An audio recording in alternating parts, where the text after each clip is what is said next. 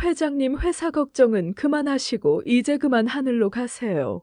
서울 강남 대형 병원에서 일어난 조용한 음모는 모든 상황을 바꿔놓았습니다. 혼수 상태인 남편을 이용해 유언장을 조작하던 오명숙의 입에서 쏟아진 이 냉혹한 말은 마치 선전포고와 같았어요. 수년간 품어온 질투와 탐욕이 드디어 그 민낯을 드러낸 순간이었죠. 의식 없는 회장의 손에 억지로 도장을 찍게 하고 모든 재산을 자신의 아들에게 넘기려던 완벽한 계획. 하지만 그녀가 곧 예상치 못한 상황에서 모든 것을 잃게 될 줄은 꿈에도 몰랐습니다. 과연 이 모든 배신과 조작을 저지른 명숙에게는 어떤 파멸이 기다리고 있을까요? 사연 시작하기 전에 무료로 할 수 있는 구독과 좋아요 부탁드립니다. 세상 모든 이야기를 찾아주신 고마운 분들께 기쁨과 행복이 가득하시길 바랍니다. 아버지, 제발 깨어나세요. 윤서연은 아버지의 차갑게 식어가는 손을 꼭 잡으며 간절히 속삭였습니다. 서울 강남의 한 대형 병원 VIP 병실, 하얀 시트에 누워있는 윤강호 회장의 얼굴은 핏기 하나 없이 창백했죠. 인공호흡기가 규칙적으로 숨을 불어넣고 있었고 심전도 모니터의 삐소리만이 적막한 병실을 가득 채우고 있었습니다. 서연의 눈가에는 며칠째 잠을 제대로 이루지 못한 흔적이 역력했어요. 한강건설그룹 회장의 첫째 딸이라는 타이틀이 무색하게 그녀는 홀로 아버지를 지키고 있었습니다. 28배 나이에 이미 회사 실무진으로 일하며 아버지의 든든한 후계자로 인정받고 있었지만 지금 이 순간만큼은 그저 아버지를 잃을까 두려워하는 딸일 뿐이었죠. 병실 문이 조용히 열리며 하이힐 소리가 들려왔습니다. 서연은 고개를 들어 문 쪽을 바라봤어요. 짙은 남색 샤넬 정장을 완벽하게 차려입은 오명숙이 들어서고 있었습니다. 40대 중반의 명숙은 여전히 아름다웠지만 그 아름다움 뒤에는 차가운 계산이 숨어 있었어요. 서연이 12살 때 아버지와 재혼한 계모였습니다. 서연아, 아직도 여기 있니? 집에 가서 좀 쉬어야지. 명숙의 목소리에는 표면적인 걱정만이 있을 뿐 진심은 느껴지지 않았어요. 서연은 작은 한숨을 내쉬며 고개를 저었습니다. 전 괜찮아요. 아버지 곁에 있고 싶어요. 명숙은 병상 옆으로 다가와 회장의 얼굴을 내려다봤습니다. 그 순간 그녀의 입꼬리 미묘하게 올라갔지만 서연은 그것을 알아차리지 못했죠. 명숙의 마음속에는 이미 차가운 계산이 돌아가고 있었습니다. 남편이 이대로 깨어나지 못한다면, 그리고 자신의 계획대로 일이 진행된다면 한강건설의 모든 것이 자신의 아들 차지가 될 수도 있을 테니까요. 의사 선생님은 뭐라고 하시니? 아직 확실한 건 말씀해 주시지 않으세요. 다만 시간이 필요하다고만. 서연의 목소리는 점점 작아졌습니다. 지난 사흘 동안 아버지는 단 한 번도 눈을 뜨지 못했어요. 괴한의 습격을 받아 머리에 심한 충격을 입은 후 깊은 혼수 상태에 빠져 있었습니다. 경찰 조사도 아직 진전이 없었고 범인은 여전히 오리무중이었죠. 명숙은 서연의 어깨에 손을 올리며 가짜 위로를 건넸습니다. 하지만 그 손길에서는 어떤 따뜻함도 느껴지지 않았어요. 오히려 서연은 등골이 서늘해지는 느낌을 받았습니다. 어린 시절부터 줄곧 느껴왔던 그 불편함이 다시 스멀스멀 올라오기 시작했죠. 너무 자책하지 마. 이런 일은 누구도 예측할 수 없었으니까. 하지만 서연은 알고 있었습니다. 최근 아버지가 많이 지쳐 보였다는 것을, 그리고 회사 내부에 불만을 품은 세력들이 있다는 것을 말이에요. 한강건설은 겉으로는 탄탄해 보였지만 내부적으로는 여러 갈등이 존재했습니다. 특히 명숙의 아들인 윤민호가 성인이 된 후부터는 후계 구도를 둘러싼 미묘한 신경전이 계속되고 있었죠. 서연은 창밖을 바라보며 깊은 한숨을 내쉬었습니다. 밤이 깊어질수록 병원은 더욱 고요해졌고 복도에서 들려오는 간호사들의 발걸음 소리만이 적막함을 깨트리고 있었어요. 아버지의 회사에서는 이미 임시 경영 체제가 가동되고 있었고 이사진들은 불안한 기색을 감추지 못하고 있었습니다. 명숙이 핸드백에서 스마트폰을 꺼내 누군가에게 짧은 메시지를 보내는 모습을 서연은 힐끗 바라봤습니다. 그 순간 명숙의 표정에서 차가운 무언가가 스쳐 지나갔지만 서연은 그것이 무엇인지 명확히 파악할 수 없었어요. 다만 가슴 한편에서 불길한 예감이 솟아오르기 시작했습니다. 민호는 어디에 있어요? 서연이 조심스럽게 물었습니다. 명숙의 아들이자 자신의 이복 동생인 윤민호는 아버지가 쓰러진 이후 단 한 번도 병원에 나타나지 않았어요. 해외 출장 중이야 급히 돌아오라고 연락은 했는데 명숙의 대답은 너무나 간단했습니다. 하지만 서연은 뭔가 이상하다는 느낌을 지울 수 없었어요. 아버지가 이런 상황인데도 민호가 나타나지 않는다는 것이 납득하기 어려웠죠. 혹시 명숙이 일부러 민호를 멀리 보낸 것은 아닐까 하는 의심이 들기 시작했습니다. 명숙이 병실을 나간 후 서연은 다시 아버지의 손을 꼭 잡았습니다. 창밖으로는 서울의 야경이 반짝이고 있었지만 병실 안은 여전히 차갑고 적막했어요. 아버지의 평소 모습이 떠올랐습니다. 언제나 든든하고 카리스마 넘치던 모습이 지금은 너무나 초라해 보였죠. 서연의 눈에서 뜨거운 눈물이 또다시 흘러내렸습니다. 사흘 전 윤강호는 평소보다 일찍 집으로 돌아왔습니다. 최근 들어 건강이 좋지 않다는 의사의 경고를 받은 후였죠. 60대 중반의 나이에도 불구하고 여전히 정력적으로 회사를 이끌어왔지만 몸은 정직하게 피로를 호소하고 있었습니다. 강남 한복판의 대저택, 윤강호는 서재로 향했습니다. 무거운 참나무 책상 앞에 앉아 깊은 생각에 잠겼어요.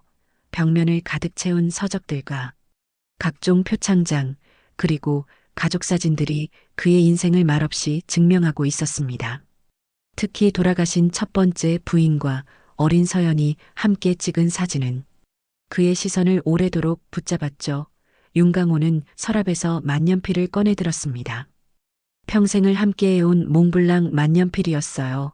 그리고 흰 편지지를 펼쳐놓고 신중하게 글을 써내려가기 시작했습니다.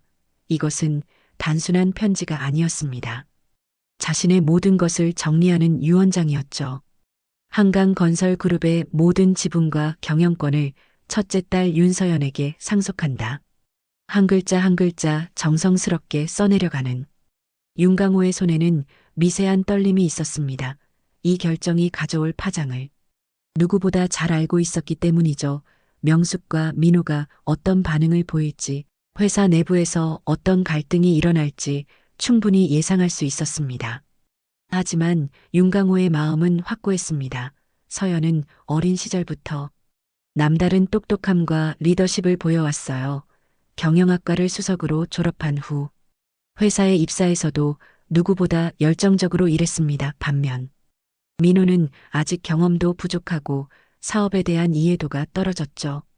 무엇보다 윤강호는 서연이 자신의 철학과 가치관을 가장 잘 이어받을 수 있는 사람이라고 믿고 있었습니다. 유언장 작성을 마친 윤강호는 문서를 조심스럽게 봉투에 넣었습니다. 그리고 서재 한쪽에 있는 금고를 열어 안전하게 보관했어요. 금고 비밀번호는 돌아가신 첫 부인의 생일이었습니다. 오직 자신만이 아는 숫자 조합이었죠. 하지만 윤강호는 몰랐습니다. 바로 그 순간 서재 문틈 사이로 누군가가 조용히 지켜보고 있다는 것을 말이에요. 오명숙이었습니다. 그녀는 남편의 행동이 수상하다는 것을 며칠 전부터 눈치채고 있었어요. 평소보다 서재에서 보내는 시간이 길어졌고 뭔가 중요한 일을 처리하고 있다는 느낌을 받았죠. 명숙은 발끝으로 조용히 걸어가며 남편의 모든 행동을 관찰했습니다. 특히 금고를 여는 순간의 비밀번호까지 정확히 기억해 두었어요. 수년간 함께 살면서 터득한 관찰력이었습니다. 윤강호가 서재를 나간 후 명숙은 기회를 노리고 있었죠. 다음 날 오후 윤강호가 회사에 나간 사이 명숙은 서재로 향했습니다. 심장이 빠르게 뛰었지만 표정은 침착했어요. 금고 앞에 서서 어제 본 비밀번호를 차례대로 눌렀습니다. 딸깍 금고 문이 열렸어요. 안에는 여러 중요한 문서들이 정리되어 있었습니다. 그 중에서도 가장 눈에 띄는 것은 어제 윤강호가 작성한 유언장이었죠. 명숙은 떨리는 손으로 봉투를 열어 내용을 확인했습니다. 모든 것을 서연에게 그 순간 명숙의 얼굴은 분노와 배신감으로 일그러졌습니다. 수년간 헌신적으로 뒷바라지했던 자신과 아들은 완전히 배제되어 있었어요. 오직 서연만이 모든 것을 차지하게 되어 있었습니다. 명숙의 손은 분노로 떨렸고 눈에서는 차가운 빛이 번뜩였죠. 이럴 수는 없어 절대로. 명숙은 이를 악물며 중얼거렸습니다. 그녀의 마음속에는 이미 무서운 계획이 싹트기 시작했어요. 이 유언장이 실행되기 전에 상황을 완전히 뒤바꿔 놓아야 했습니다. 그것이 자신과 아들의 미래를 지키는 유일한 방법이었죠. 유언장을 다시 봉투에 넣고 금고를 닫은 명숙은 서재를 조용히 나왔습니다. 하지만 그녀의 머릿속에는 이미 치밀한 계획이 돌아가고 있었어요. 이제 시간과의 싸움이 시작된 것입니다. 유언장을 확인한 다음 날 저녁, 오명숙은 한적한 카페에서 누군가를 기다리고 있었습니다. 강남역 근처의 조용한 골목에 자리한 작은 카페였어요. 평소 그녀가 즐겨 찾는 곳이 아니었습니다. 오히려 사람들의 시선을 피하기 위해 일부러 선택한 장소였죠. 명숙은 검은색 선글라스를 쓰고 모자를 깊숙이 눌러 쓴 채 구석진 자리에 앉아 있었습니다. 커피는 이미 식어버렸지만 손에서 떼지 않고 있었어요. 긴장감 때문에. 손끝이 미세하게 떨리고 있었지만 표면적으로는 침착함을 유지하려 애쓰고 있었습니다. 오후 8시 정각, 키가 크고 마른 체형의 남자가 카페로 들어왔습니다. 40대 초반으로 보이는 그는 평범한 회사원처럼 보였지만 날카로운 눈빛과 조심스러운 걸음걸이에서 예사롭지 않은 기운이 흘러나왔어요. 김태수라는 이름으로 불리는 이 남자는 명숙이 몰래 고용한 사람이었습니다. 늦지 않았죠? 김태수가 명숙 맞은편에 앉으며 낮은 목소리로 물었습니다. 그의 목소리에는 감정이 전혀 드러나지 않았어요. 마치 기계처럼 차갑고 무미건조했습니다. 아니에요. 제가 일찍 온 거니까. 명숙은 주위를 한 번 더 둘러보며 대답했습니다. 다행히 카페 안에는 그들 말고도 몇 명의 손님들이 더 있었고 모두 각자의 일에 집중하고 있어 보였어요. 하지만 명숙은 여전히 불안했습니다. 이런 일을 처음 해보는 터라. 모든 것이 두렵고 떨렸죠. 말씀하신 일 정확히 어떻게 진행하길 원하시는 건가요? 김태수가 직설적으로 물었습니다. 그는 이미 명숙으로부터 대략적인 내용을 들어 알고 있었지만 구체적인 방법과 시기에 대해서는 아직 명확한 지시를 받지 못한 상태였어요. 명숙은 잠시 망설였습니다. 하지만 어제 본 유언장의 내용이 다시 떠오르자 결심이 굳어졌어요. 자신과 아들의 미래가 걸린 문제였습니다. 더 이상 물러설 곳은 없었죠. 사고처럼 보이게 해주세요. 하지만 명숙은 잠시 말을 멈추고 깊은 숨을 들이쉬었습니다. 죽이지는 마세요. 의식을 잃을 정도로만. 의식을 잃을 정도라고 하시면 구체적으로 어느 정도를 말씀하시는 건가요? 김태수의 질문은 냉정했습니다. 그는 이런 일에 익숙한 듯 보였어요. 감정의 개입 없이 순전히 기술적인 관점에서만 상황을 파악하려 했습니다. 최소 몇 달은 깨어나지 못할 정도로요. 명숙의 목소리가 점점 작아졌습니다. 자신이 지금 무슨 말을 하고 있는지, 무슨 일을 저지르려 하는지 다시 한번 깨달았기 때문이에요. 하지만 이미 선택의 여지는 없었습니다. 김태수는 고개를 끄덕이며 메모를 했습니다. 그리고 구체적인 계획을 설명하기 시작했어요. 윤강호의 일상 패턴, 이동 경로, 경호원의 동선까지 이미 파악해둔 상태였습니다. 명숙이 제공한 정보 덕분이었죠. 내일 저녁이면 가능합니다. 회사에서 집으로 돌아오는 길에 보상은 약속한 대로 준비되어 있어요. 명숙은 가방에서 봉투 하나를 꺼내 김태수에게 건넸습니다. 두꺼운 봉투였어요. 그 안에는 상당한 금액의 현금이 들어 있었습니다. 김태수는 봉투를 받아 재빨리 확인한 후 자신의 가방에 넣었어요. 일이 끝나면 연락드리겠습니다. 그리고 김태수가 일어서면서 마지막 당부를 했습니다. 앞으로 저희가 만난 적이 없다는 것 잊지 마세요. 명숙은 무겁게 고개를 끄덕였습니다. 김태수가 카페를 나간 후에도 그녀는 한동안 자리에서 일어나지 못했어요. 방금 전 자신이 한 일의 무게가 어깨를 짓누르고 있었습니다. 하지만 후회하기에는 이미 늦었죠. 그 다음날 저녁 윤강호는 평소와 같이 집 근처 한강공원으로 산책을 나갔습니다. 건강 악화 이후 의사가 권한 가벼운 운동이었어요. 매일 저녁 9시경이면 어김없이 공원을 걸으며 하루의 피로를 달래곤 했습니다. 이날도 운동복을 갖춰 입고 혼자서 조용히 집을 나섰죠. 한강공원의 산책로는 평소보다 한적했습니다. 주중 저녁이라 사람들이 많지 않았어요.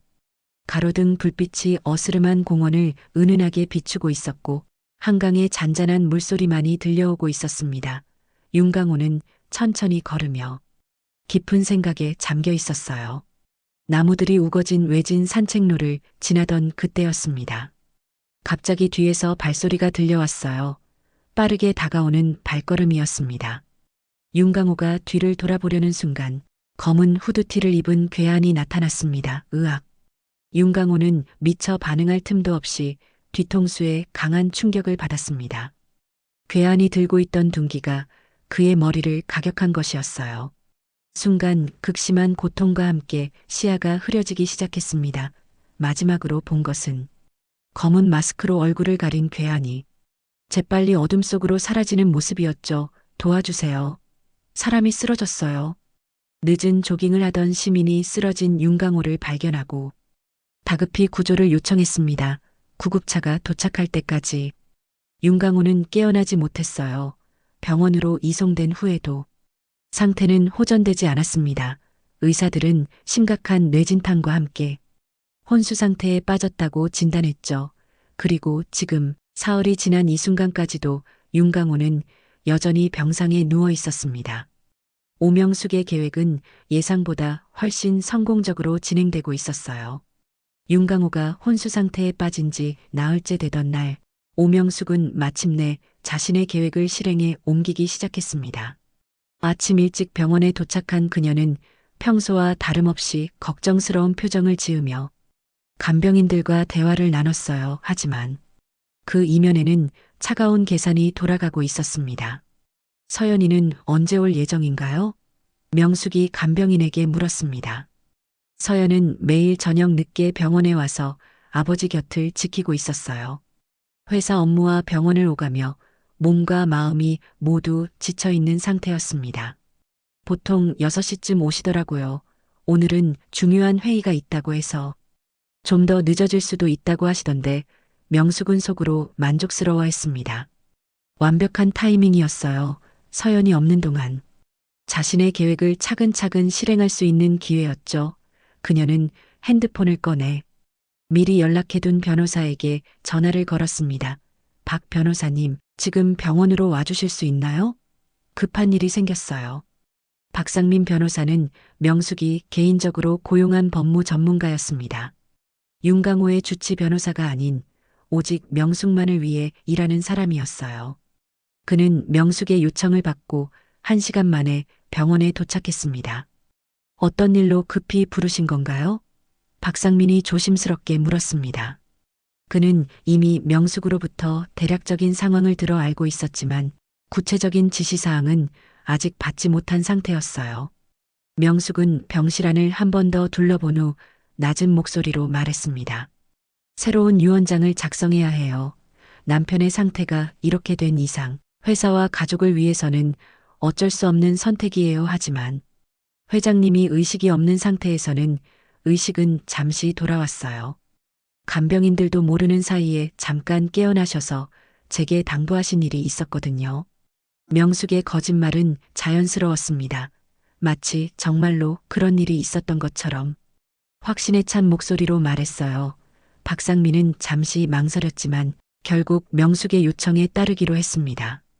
그녀가 지불하는 수임료가 상당했거든요. 알겠습니다. 어떤 내용으로 작성하시길 원하시나요?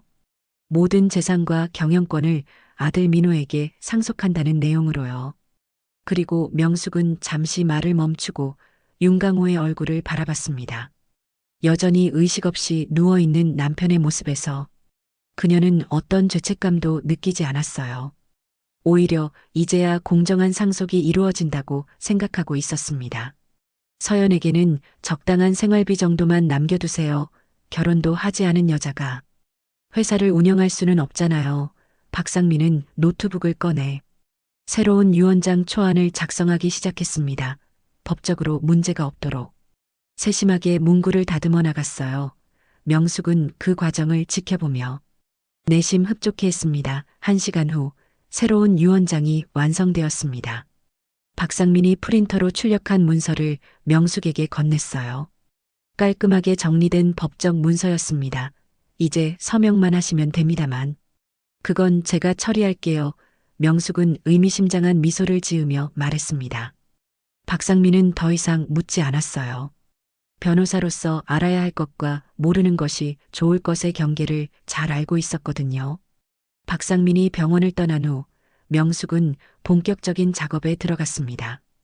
의식 없이 누워있는 윤강호의 오른손을 조심스럽게 들어 올렸어요. 그리고 미리 준비해둔 도장을 그의 손가락에 끼웠습니다. 명숙의 손은 약간 떨리고 있었지만 표정은 단호했습니다. 이것이 자신과 아들을 위한 정당한 일이라고 스스로를 납득시키고 있었어요. 서연은 이미 충분히 많은 것을 받고 자랐으니 이제는 민호의 차례라고 생각했습니다. 도장을 찍는 순간 윤강호의 얼굴에 미세한 변화가 있었습니다. 마치 무언가를 느낀 듯한 표정이었어요.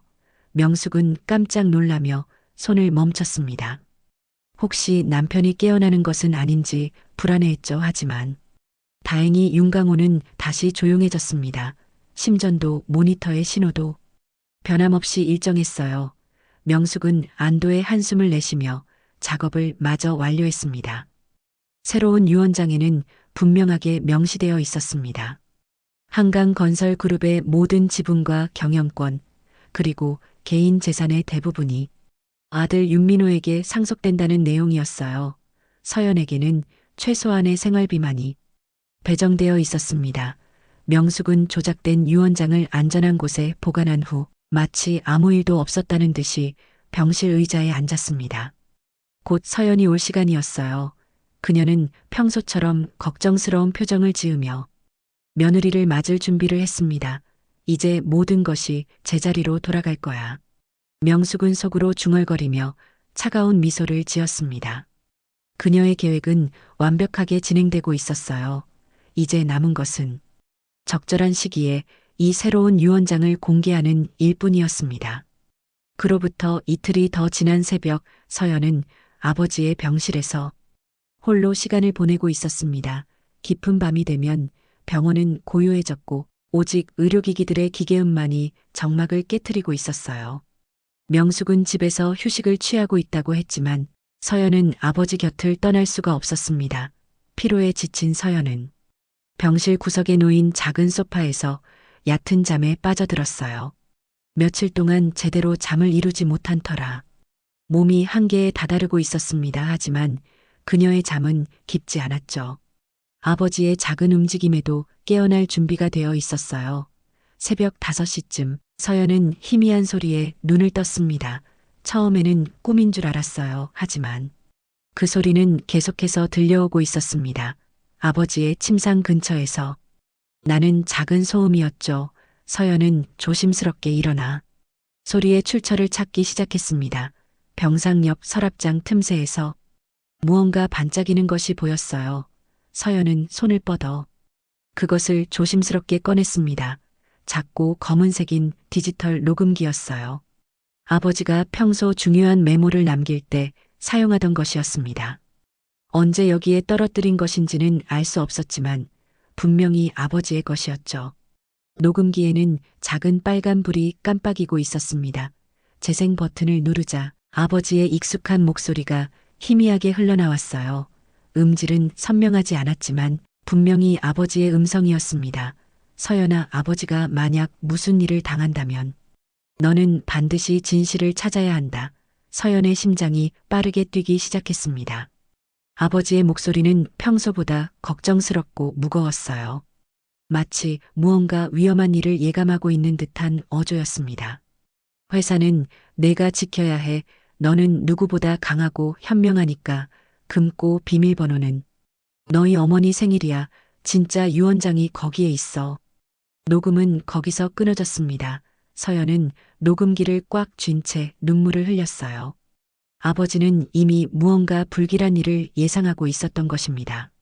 그리고 자신에게 중요한 메시지를 남겨둔 것이었죠. 서연은 녹음기를 다시 한번 재생했습니다. 아버지의 음성을 반복해서 들으며 그 의미를 곱씹어 봤어요. 진짜 유언장이 집에 금고에 있다는 말이 특히 마음에 걸렸습니다. 혹시 지금까지 알고 있던 것과 다른 내용이 담겨 있는 것일까요? 새벽 6시가 되자 간병인이 교대를 위해 병실로 들어왔습니다. 서연은 재빨리 녹음기를 가방에 넣고 자연스러운 표정을 지으려 노력했어요. 하지만 마음은 이미 복잡한 생각들로 가득 차 있었습니다. 서연 양 밤새 고생 많으셨어요. 좀 쉬시죠. 간병인의 따뜻한 말에 서연은 고개를 끄덕였습니다. 하지만 그녀의 마음속에는 이미 새로운 결심이 자리 잡고 있었어요. 더 이상 수동적으로 상황을 지켜보고만 있을 수는 없었습니다. 오전 10시쯤 서연은 집으로 향했습니다. 평소라면 회사에 가야 할 시간이었지만 오늘은 더 중요한 일이 있었어요. 아버지의 서재에 있는 금고를 확인해 봐야 했습니다. 녹음기에서 들은 내용이 사실인지 확인하고 싶었죠. 집에 도착한 서연은 조심스럽게 서재 문을 열었습니다. 명숙은 외출 중이라고 했으니 방해받을 걱정은 없었어요. 서재는 아버지의 흔적으로 가득했습니다. 책들과 서류들, 그리고 가족 사진들이 그대로 남아 있었죠. 금고는 서재 한편에 설치되어 있었습니다. 서연은 떨리는 손으로 어머니의 생일을 입력했어요. 딸깍, 금고 문이 열렸습니다. 안에는 여러 중요한 문서들이 정리되어 있었고 그 중에서도 유독 눈에 띄는 봉투 하나가 있었어요. 봉투를 열어보니 정말로 유언장이 들어 있었습니다. 아버지의 친필로 작성된 문서였어요. 내용을 읽어보던 서연은 깜짝 놀랐습니다. 모든 재산과 경영권이 자신에게 상속된다는 내용이었거든요. 아버지 서연의 눈에서 뜨거운 눈물이 흘러내렸습니다. 아버지는 끝까지 자신을 믿어주고 있었던 것이에요. 그리고 이 사실을 미리 알려주기 위해 녹음기에 메시지를 남겨둔 것이었습니다. 하지만 동시에 불길한 예감이 들었어요. 만약 명숙이 이 사실을 안다면 어떨까요? 그녀가 가만히 있을 리 없었습니다. 서연은 유언장을 다시 봉투에 넣고 안전한 곳에 보관했어요. 이제 아버지의 진짜 뜻을 지켜내야 했습니다. 그 순간 현관문이 열리는 소리가 들렸습니다. 명숙이 돌아온 것 같았어요. 서연은 재빨리 금고를 닫고 자연스럽게 서재를 나왔습니다. 하지만 그녀의 마음속에는 이제 확고한 의지가 자리 잡고 있었어요. 더 이상 침묵하지 않기로 결심한 것입니다. 이틀 후 오후 2시 한강건설 본사 이사회의실에 긴장감이 감돌고 있었습니다. 윤강호 회장의 갑작스러운 사고 이후 처음 열리는 임시 이사회였어요. 12명의 이사진들이 둥근 테이블에 둘러앉아 있었고 모두의 표정은 심각했습니다. 회사의 향후 운영 방향을 결정해야 하는 중요한 자리였죠. 오명숙은 검은색 정장을 단정하게 차려입고 이사회의실에 들어섰습니다. 평소보다 화장을 진하게 한 그녀의 얼굴에는 자신감이 넘쳐 보였어요. 손에는 가죽 서류 가방을 들고 있었고 그 안에는 조작된 유언장이 들어 있었습니다. 오늘이야말로 자신의 계획을 실현할 결정적인 순간이었죠. 먼저 회장님의 안타까운 사고에 대해 깊은 유감을 표합니다. 이사회 의장인 김정호 상무가 무거운 목소리로 회의를 시작했어요. 그는 윤강호와 오랜 세월 함께 해온 동료였습니다. 이사진들은 모두 고개를 숙여 묵념의 시간을 가졌죠. 현재 회장님께서는 의식을 회복하지 못한 상태입니다. 따라서 회사 운영의 연속성을 위해 임시체제를 구축해야 할 필요가 있습니다. 명숙은 적절한 타이밍을 기다리고 있었어요. 이사들의 대화를 들으며 언제 자신의 카드를 꺼낼지 계산하고 있었습니다. 대부분의 이사들은 서연이 임시로 경영을 맡는 것이 적절하다고 생각하는 분위기였어요. 서연 양이 그동안 실무를 충실히 해왔으니 당분간 그녀가 대행하는 것이 어떨까요? 한 이사가 제안했습니다. 다른 이사들도 고개를 끄덕이며 동조하는 모습이었어요. 서연은 그동안의 실력과 성실함으로 이사진들의 신뢰를 얻고 있었거든요. 하지만 그 순간 명숙이 일어섰습니다. 잠시만요. 제가 말씀드릴 것이 있습니다. 이사회의실이 순식간에 조용해졌어요. 모든 시선이 명숙에게 집중되었습니다. 그녀는 침착하게 서류 가방을 열어 봉투 하나를 꺼냈어요. 사실 남편이 의식을 잃기 전에 저에게 전해준 것이 있습니다. 새로운 유언장입니다. 이사들 사이에서 술렁임이 일어났습니다. 예상치 못한 전개였거든요. 명숙은 유언장을 테이블 위에 올려놓고 천천히 내용을 읽어나갔어요. 한강건설그룹의 모든 지분과 경영권을 아들 윤민호에게 상속한다. 이사회의실이 다시 한번 술렁거렸습니다. 서연이 후계자라고 여겨왔던 기존의 예상과는 완전히 다른 내용이었어요. 몇몇 이사들은 의외라는 표정을 지었지만 이미 성인 남성인 민호가 경영을 맡는 것이 더 적절하다고 생각하는 이사들도 있었습니다. 하지만 민호 군은 아직 경험이 부족하지 않나요? 김정호 상무가 신중하게 물었습니다. 민호는 해외에서 경영학을 공부했지만 실무 경험은 서연에 비해 현저히 부족했어요. 물론 처음에는 제가 후견인 역할을 도와드릴 생각입니다. 그리고 민호는 곧 귀국할 예정이에요. 명숙의 답변은 준비된 것처럼 매끄러웠습니다. 그녀는 이미 이런 질문들을 예상하고 대답을 준비해두고 있었거든요. 이사들은 서로 시선을 주고받으며 속삭이기 시작했어요. 상황이 복잡해진 것이었습니다. 전통적으로 대기업에서는 남성 후계자를 선호하는 경향이 있었고 유언장이라는 법적 문서가 제시된 이상 무시할 수도 없었죠. 그런데 서연 양은 이 사실을 알고 계시는 건가요? 또 다른 이사가 물었습니다. 명숙은 잠시 침묵했다가 안타까운 표정을 지었어요. 아직 말씀드리지 못했어요. 아버지의 상태가 이런 상황에서 너무 충격적일 것 같아서 이사들은 고개를 끄덕였습니다. 명숙의 배려심 깊은 모습에 감동하는 듯 보였어요. 하지만 그들은 몰랐습니다. 명숙이 지금 얼마나 치밀하게 연기를 하고 있는지를 말이에요. 회의는 점점 명숙에게 유리한 방향으로 흘러가고 있었습니다. 몇몇 이사들은 이미 민호를 새로운 후계자로 받아들이기 시작했어요. 유언장의 법적 효력과 함께 남성 후계자에 대한 선입견이 작용하고 있었습니다. 그럼 민호 군이 돌아올 때까지는 어떻게 하시죠? 당분간 제가 대리로 경영에 참여하겠습니다. 물론 이사회의 결정에 따라서요. 명숙의 제안에 이사들은 심각하게 고민하기 시작했어요. 갑작스러운 변화였지만 법적 근거가 있는 이상 받아들일 수밖에 없어 보였습니다. 그 순간 이사회의실 문이 열렸습니다. 모든 사람들이 문 쪽으로 고개를 돌렸어요. 하지만 그곳에 서 있는 사람을 보고는 모두 얼어붙었습니다. 휠체어에 앉은 윤강호가 간병인의 도움을 받으며 천천히 들어오고 있었던 것입니다. 그의 얼굴은 여전히 창백했지만 눈은 또렷하게 빛나고 있었어요. 죽어가고 있다고 여겨졌던 한강건설의 회장이 직접 나타난 순간이었습니다. 이사회의실은 순식간에 정적에 휩싸였습니다. 명숙의 얼굴은 핏기를 잃고 창백해졌어요. 자신이 그토록 완벽하다고 생각했던 계획이 한순간에 무너지는 순간이었습니다.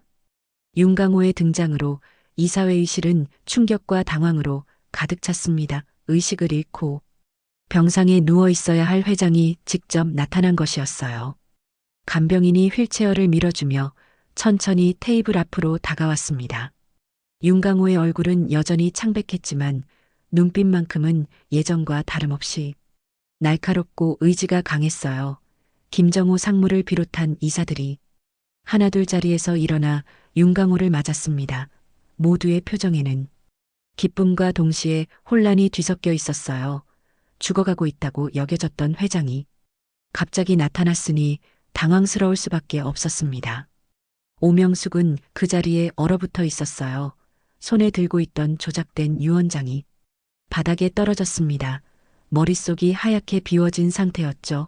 완벽하다고 생각했던 자신의 계획이 한순간에 산산조각 나는 순간이었어요. 심장이 미친 듯이 뛰고 있었지만 몸은 마치 얼음처럼 굳어 있었습니다. 윤강호는 간병인의 도움으로 휠체어에서 테이블 가까이 자리를 잡았어요. 그리고 천천히 주변을 둘러보며 이사들의 얼굴을 하나하나 확인했습니다. 특히 명숙을 바라볼 때는 의미심장한 시선을 보냈어요. 어제 의식을 되찾았습니다. 의사들도 놀라워했어요. 윤강호의 설명에 이사들은 안도의 한숨을 내쉬었습니다. 하지만 명숙만은 여전히 충격에서 벗어나지 못하고 있었어요. 그녀의 손은 미세하게 떨리고 있었고 얼굴에서는 핏기가 완전히 빠져 있었습니다. 입술은 바르르 떨리고 있었지만 아무 소리도 내지 못하고 있었죠. 윤강호는 바닥에 떨어진 서류를 바라보며 상황을 파악하고 있었습니다. 김정호 상무가 조심스럽게 지금까지의 경위를 설명했어요. 명숙이 새로운 유언장을 가져와서 민호에게 모든 것을 상속한다는 내용을 발표했다는 것을 말이죠. 그 설명을 들은 윤강호의 표정은 점점 굳어졌습니다. 그는 명숙을 똑바로 바라보며 고개를 천천히 저었어요. 명숙은 그 시선을 견디지 못하고 고개를 숙였습니다. 자신이 들켰다는 것을 본능적으로 알았거든요. 저는 사고 이후 어제까지 단 한 번도 의식을 되찾은 적이 없습니다. 윤강호의 차분하지만 단호한 목소리가 이사회의실에 울려 퍼졌어요. 이사들 사이에서 수군거림이 일어났습니다. 상황이 이상하다는 것을 눈치채기 시작한 것이었어요. 명숙의 얼굴은 점점 더 창백해졌습니다. 윤강호는 주머니에서 무언가를 꺼냈습니다. 작은 봉투였어요. 그 안에서 또 다른 문서를 꺼내어 테이블 위에 올려놓았습니다. 이사들은 숨을 죽이며 그 문서를 바라봤어요. 이것이 제가 실제로 작성한 유언장입니다. 사고 며칠 전에 써둔 것이에요. 문서에는 분명하게 적혀 있었습니다. 한강건설그룹의 모든 지분과 경영권을 첫째 딸 윤서연에게 상속한다는 내용이었어요. 윤강호의 친필과 도장이 선명하게 찍혀 있었습니다. 이사들은 충격에 휩싸였습니다. 방금 전까지 들었던 내용과는 정반대였거든요. 그들의 시선이 명숙과 윤강호 사이를 오갔어요. 진실이 무엇인지 혼란스러워하고 있었습니다. 명숙은 더 이상 버틸 수 없었습니다. 그녀는 갑자기 자리에서 일어나더니 서류 가방을 움켜쥐고 이사회의실을 뛰쳐나갔어요. 뒤에서 이사들의 놀란 목소리가 들렸지만 그녀는 돌아보지 않았습니다. 모든 것이 끝났다는 것을 알았거든요. 이사회의실에 남은 사람들은 한동안 말을 잇지 못했습니다. 방금 전까지 벌어진 일이 믿기지 않았어요. 윤강호는 천천히 주위를 둘러보며 깊은 한숨을 내쉬었습니다. 자신이 가장 신뢰했던 사람에게 배신당했다는 사실이 무겁게 다가왔어요. 앞으로 서연이가 회사를 이끌어갈 것입니다. 윤강호의 선언에 이사들은 조용히 고개를 끄덕였습니다. 이제 더 이상 의문의 여지가 없었어요. 진실은 명확했고 정당한 후계자도 분명했습니다. 명숙의 치밀했던 계획은 완전히 무너져 내렸습니다. 다음 날 아침 병원 VIP 병실에는 따뜻한 햇살이 스며들고 있었습니다. 창문을 통해 들어오는 부드러운 빛이 하얀 시트 위에 누워있는 윤강호를 비추고 있었어요. 어제의 긴장감은 이미 사라지고 병실에는 평온함이 자리 잡고 있었습니다. 서연은 아버지 곁에 앉아 그의 손을 조용히 잡고 있었습니다. 지난 며칠간의 고통과 불안이 마치 꿈이었던 것처럼 느껴졌어요. 아버지가 의식을 되찾았다는 사실 자체가 기적 같았습니다. 의료진들도 설명할 수 없는 회복이라고 했죠. 아버지, 정말 괜찮으시죠? 서연의 목소리에는 아직도 걱정이 섞여 있었어요. 어제 이사회에서 일어난 일들이 아버지에게 무리가 되었을까봐 염려스러웠습니다. 하지만 윤강호의 얼굴에는 예전의 의지력이 되살아나고 있었어요. 윤강호는 딸의 손을 꼭 잡으며 미소를 지었습니다. 비록 몸은 아직 완전히 회복되지 않았지만 마음만큼은 한결 가벼워진 상태였어요. 오랜 세월 품고 있던 의구심이 마침내 해소되었기 때문이었습니다. 서연아, 내가 얼마나 걱정했을지 알고 있어. 아버지가 미안하다. 두 사람은 한동안 말없이 서로를 바라보며 시간을 보냈습니다. 그동안 쌓인 감정들이 눈빛으로 전해지고 있었어요. 아버지에 대한 딸의 사랑, 딸에 대한 아버지의 믿음이 조용히 교감되고 있었습니다. 창밖으로는 서울의 일상적인 풍경이 펼쳐져 있었어요. 사람들이 바쁘게 오가고 있었고 자동차들이 끊임없이 움직이고 있었습니다. 하지만 이 병실 안에서는 시간이 천천히 흐르는 것 같았어요. 마치 세상과 분리된 별도의 공간처럼 느껴졌습니다. 오명숙은 그 이후로 자취를 감췄습니다. 이사회가 끝난 후 집으로 돌아가 짐을 싸서 떠났다고 했어요. 아무에게도 행선지를 알리지 않았습니다. 아마도 자신의 치밀했던 계획이 완전히 무너졌다는 것을 받아들이기 어려웠을 거예요. 수년간 준비했던 모든 것이 하루아침에 물거품이 되었으니까요. 민호도 해외에서 급히 귀국했지만 어머니의 행방을 찾지 못하고 있었습니다. 그는 어머니가 저지른 일의 전모를 알게 된 후 깊은 충격에 빠져 있었어요. 자신도 모르는 사이에 어머니의 음모에 이용당했다는 사실을 받아들이기 힘들어했습니다. 서연은 이제 정식으로 한강건설의 후계자가 되었습니다. 이사회에서 만장일치로 승인되었어요.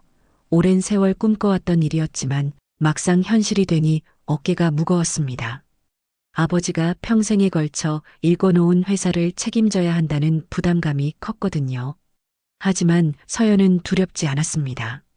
어려서부터 아버지 곁에서 배운 경영 철학과 리더십이 있었어요. 무엇보다 정직과 성실이라는 가치관을 확고히 갖고 있었습니다. 그것이야말로 회사를 올바른 방향으로 이끌어갈 수 있는 힘이라고 믿었죠. 윤강호는 딸을 바라보며 깊은 만족감을 느꼈습니다. 자신의 선택이 옳았다는 것을 확신할 수 있었어요. 서연은 단순히 혈연관계 때문이 아니라 진정한 실력과 인품을 갖춘 후계자였습니다. 회사의 미래를 안심하고 맡길 수 있는 사람이었죠. 이제 정말 새로운 시작이구나. 윤강호가 창밖을 바라보며 중얼거렸습니다. 지난 며칠간의 혼란과 배신, 그리고 진실의 드러남까지 마치 한 편의 드라마 같았던 일들이 마침내 마무리되고 있었어요. 탐욕은 결국 스스로를 파괴했고 진심과 실력은 끝내 세상의 인정을 받았습니다. 서연은 아버지의 손을 더욱 꼭 잡았습니다. 앞으로 많은 어려움이 있을 것이라는 것을 알고 있었어요. 하지만 두렵지 않았습니다. 아버지의 가르침과 자신의 신념이 있다면 어떤 시련도 극복할 수 있을 거라고 믿었거든요. 햇살이 더욱 따뜻해지고 있었습니다. 새로운 하루가 시작되고 있었고 새로운 희망이 싹트고 있었어요. 진실은 언제나 드러나게 마련이고 정의는 결국 승리한다는 것을 이들은 몸소 체험했습니다. 병실 밖 복도에서는 간병인들과 의료진들이 바쁘게 오가고 있었어요. 생명을 살리고 치료하는 일상이 계속되고 있었습니다. 그 모든 일상 속에서 윤강호와 서연은 조용히 미래를 준비하고 있었어요. 아버지, 저 열심히 하겠습니다. 서연의 다짐에 윤강호는 환한 미소로 답했습니다. 더 이상 말이 필요 없었어요. 서로에 대한 신뢰와 사랑이 모든 것을 말해주고 있었습니다. 이제 한강건설의 새로운 시대가 열리려 하고 있었죠. 창밖으로 흘러가는 구름들처럼 지난 고통들도 서서히 사라져가고 있었습니다. 그리고 그 자리에는 희망과 가능성이 자리 잡고 있었어요. 진실이 승리한 이 순간 모든 것이 제자리로 돌아오고 있었습니다.